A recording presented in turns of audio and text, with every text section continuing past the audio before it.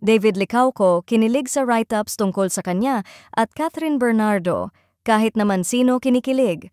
Ang pambansang ginoo na si David Licauco ay hindi pinalampas ang pagkakataon na magbahagi ng kanyang reaksyon sa mga viral write-ups tungkol sa kanya at sa Catherine Bernardo.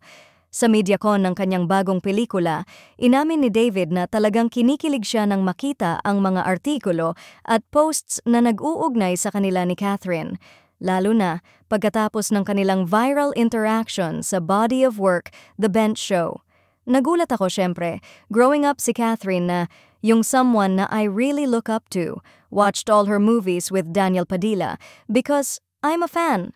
Ani David nang tanungin siya tungkol sa mga write-ups na nagsasabing mayroong espesyal na koneksyon sa pagitan nila ni Catherine. Hindi lingid sa kaalaman ng mga fans na si Catherine Bernardo ay isang megastar sa industriya, kaya't hindi nakapagtataka na David Licauco ay isang malaking fan ng actress.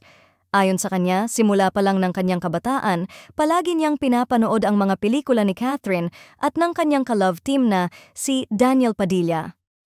At ngayon, I've been seeing mga write-ups about us. Kinikilig ka rin dun, di ba? Kahit naman sino. And I think everybody wants to work with Catherine, dagdag ni David, na ipinakita ang kanyang pagka-wowed sa tumataas na popularidad ni Catherine, pati na rin sa kanilang blooming na on-screen chemistry.